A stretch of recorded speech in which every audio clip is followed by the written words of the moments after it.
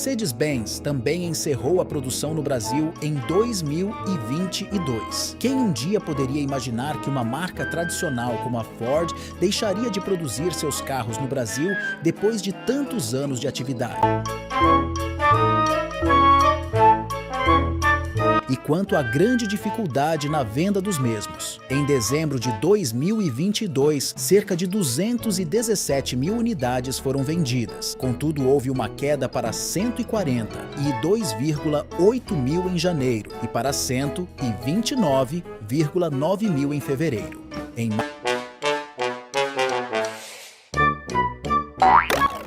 Três grandes fabricantes de automóveis no Brasil paralisam a produção por queda de vendas. As montadoras de veículos rebateram hoje a posição do governo, que diz que a saída da Ford aconteceu por falta de incentivos. A Volkswagen diz que vai parar por um determinado período de produzir carro em 3 fábricas aqui no Brasil. Mas 3 montadoras suspenderam temporariamente a produção de veículos. Além da falta de insumos, a redução nas vendas afetou a produção. A Mercedes-Benz anunciou nesta terça-feira que também vai dar férias coletivas para os funcionários de algumas fábricas em São Paulo. A montadora alemã é a 5ª a adotar essa medida apenas nesta semana. A indústria automobilística disse que o que falta é competitividade. O Brasil é um dos maiores mercados automotivos do mundo, com uma frota de mais de 40 milhões de veículos. No entanto, nos últimos anos, várias montadoras anunciaram a saída ou o fechamento de fábricas no país.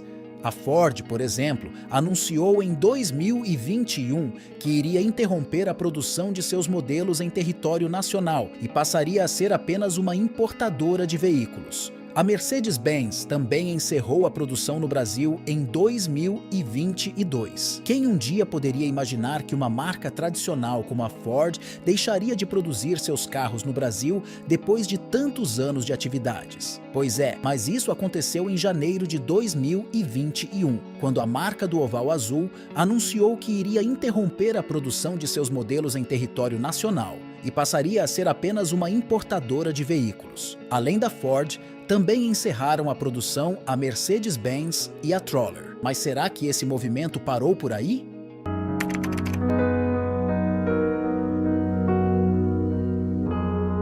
As montadoras, especialmente as que oferecem veículos de nível mais alto, sempre sofreram muito no Brasil por causa da importação de peças e acessórios, pois a cotação do dólar implica diretamente nessa conta. E como sabemos, o dólar praticamente duplicou nos últimos 12 meses. Com isso, a importação se torna muito cara e o preço final do veículo para dar lucro é impraticável. Assim, fica mais barato trazer de fora do que montar aqui. Mas um dos motivos também é relativa aos créditos do IPI que a empresa tem acumulados, mas que o governo ainda não repassou. Segundo a empresa, essa cifra é de 289 milhões de reais. Claro que a resolução desse impasse influenciará na decisão de trazer um novo modelo para ser montado aqui, mas isso está parecendo cada vez mais improvável.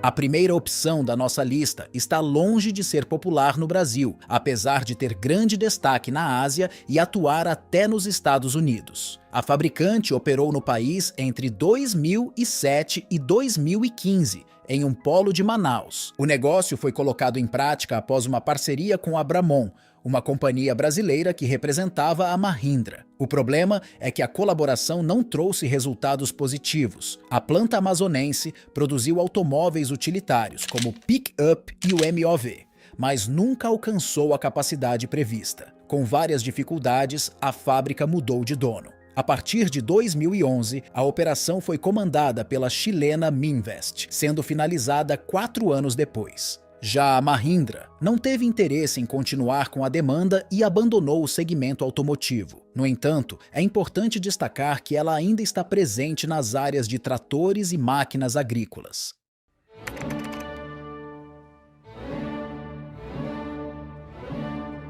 A marca alemã também teve uma jornada complicada no Brasil, pelo menos como fabricante de automóveis. Isso porque a companhia ainda atua no segmento de pesados, com uma operação consolidada no país. A Mercedes entrou no mercado nacional em 1999. Naquele período, a marca inaugurou uma fábrica em Juiz de Fora, focada no compacto Classe A. O modelo, no entanto, não teve bons resultados e saiu de linha em 2005. A unidade, que já fabricou automóveis classe C e caminhões, investe somente em cabines, mas o futuro é cheio de incertezas. Em 2016, a fabricante de automóveis voltou com as operações no Brasil. Os modelos classe C e GLA foram fabricados em Iracemápolis.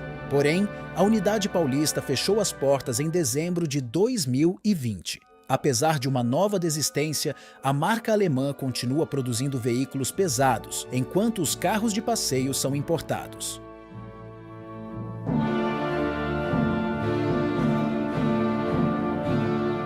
Em 1968, a fabricante italiana iniciou as operações no país após comprar a Fábrica Nacional de Motores, FNM. A negociação ocorreu durante um processo no qual a estatal brasileira foi privatizada pelo regime militar. Na operação, foi adicionada a unidade industrial da empresa, situada em Xerém, distrito de Duque de Caxias, Rio de Janeiro. Os sedãs dominaram a produção da fábrica fluminense. No entanto, em 1978, a Alfa Romeo transferiu as operações do Brasil para a Fiat. É fundamental deixar claro que, em âmbito nacional, as duas marcas continuaram independentes por mais algum período. A integração das companhias ocorreu somente em 1987. A partir daí, as operações da Fiat foram transferidas para Betim. Porém, em 1986, a produção do sedã 2300 foi finalizada em terras mineiras. Já a unidade em solo carioca foi ocupada pela encarroçadora Cineral. Em 1990, a marca italiana voltou a atuar no Brasil, mas somente como importadora. A retirada do mercado brasileiro foi decretada somente em 2006.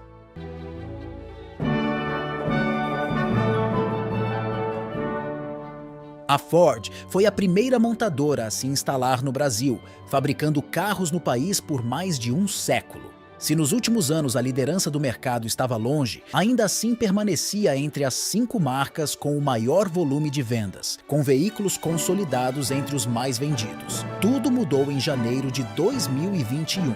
Uma canetada da matriz encerrou as operações Fabris no Brasil, mandou milhares de trabalhadores para a rua e surpreendeu a todos, de funcionários a clientes. Um ano depois da abrupta mudança, a situação da marca por aqui mudou radicalmente. De fábricas abandonadas ao encolhimento da rede de concessionárias, passando até por instalações sendo utilizadas por marcas rivais, a Ford ainda tenta se restabelecer em sua nova fase, com números e novos produtos que indicam uma realidade muito diferente.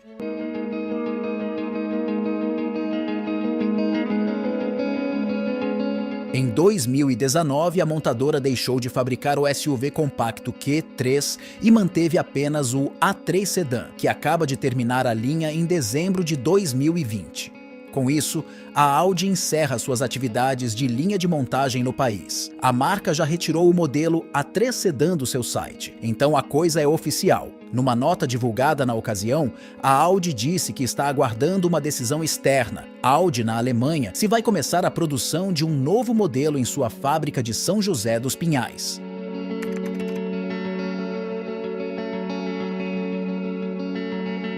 As paralisações estão vindo à tona como uma resposta aos estoques lotados de veículos da empresa e quanto à grande dificuldade na venda dos mesmos. Em dezembro de 2022, cerca de 217 mil unidades foram vendidas. Contudo, houve uma queda para 142,8 mil em janeiro e para 129,9 mil em fevereiro.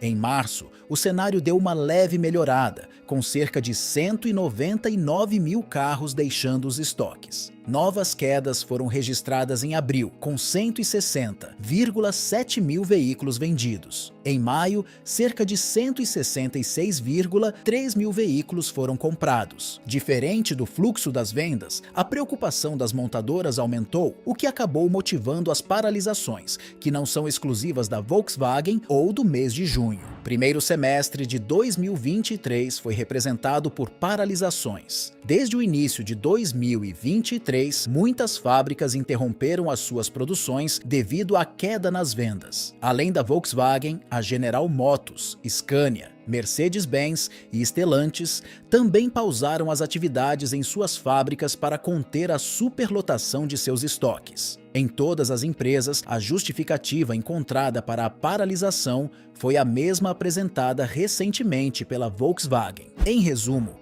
a baixa demanda pelos carros influencia diretamente nas fábricas, que precisam interromper as suas produções para evitar queda nos preços e perda nos lucros. Mesmo com os incentivos federais para a compra de carros novos, a situação não é boa o suficiente para esvaziar os pátios das montadoras. Além disso, com o esgotamento dos recursos, os efeitos podem piorar no segundo semestre. Com isso, é possível esperar um cenário mais complicado, com mais demissões e com uma queda brusca nas vendas.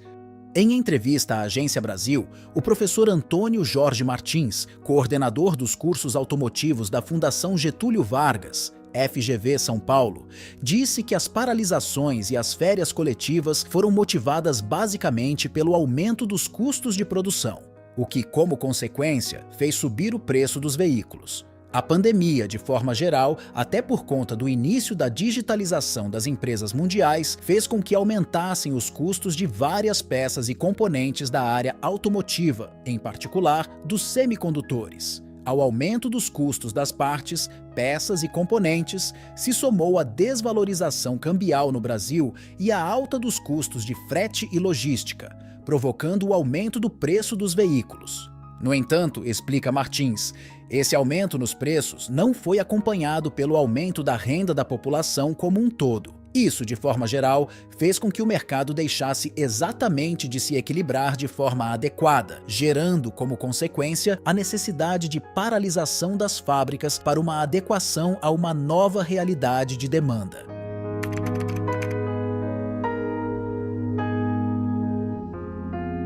A alta dos preços dos veículos coincidiu com a alta taxa dos juros no país, que desencoraja financiamentos, culminando em um outro motivo para as paralisações da produção. A taxa de juros praticada pelo mercado financeiro também afetou a demanda de veículos. Explica Martins, destacando que de 60% a 70% das vendas são feitas por meio de financiamentos. Segundo ele, uma sociedade com o poder de compra abalado, ocasionando dificuldades de cumprir os novos custos decorrentes de financiamentos, obriga as montadoras a diminuírem a produção, uma vez que não há interesse em produzir apenas para estoque. A Associação Nacional das Empresas Financeiras das Montadoras, ANEF, já havia alertado sobre tal cenário em seu último boletim. Segundo a ANEF, o ano de 2022 foi fortemente impactado pela alta do preço dos veículos, bem como pelo aumento da inadimplência e dos juros. A associação ressaltou que a inadimplência de pessoas físicas com pagamentos em atraso superior a 90 dias chegou a 5,9% em 2022, o maior índice dos últimos anos.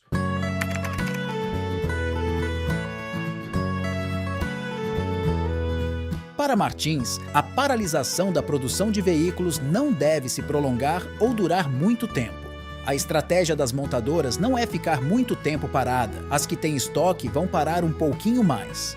Aquelas que têm menor estoque param menos, mas a estratégia é realmente adequar a produção a uma nova realidade de demanda. O professor estima que neste ano o setor automotivo feche com crescimento de entre 2% e 5% em relação ao ano passado. Neste vídeo, investigamos as razões por trás da saída das montadoras do Brasil. Vimos como a atração inicial de investimentos foi seguida por desafios substanciais, incluindo custos elevados e instabilidade econômica. As consequências da saída das montadoras são profundas, afetando tanto a economia quanto as comunidades locais. No entanto, há esperança no horizonte. Com ações coordenadas entre o setor público e privado, é possível revitalizar a indústria automobilística no Brasil. O futuro depende de nossa capacidade de adotar políticas eficazes e promover um ambiente de negócios favorável. Agradecemos por acompanhar esta análise. Convidamos você a se envolver na discussão, compartilhar suas ideias e contribuir para a busca de soluções que possam reverter essa tendência. Juntos, podemos moldar um futuro mais promissor para a indústria automobilística no Brasil. Espero que tenha gostado do vídeo e não se esqueça de se inscrever no nosso canal.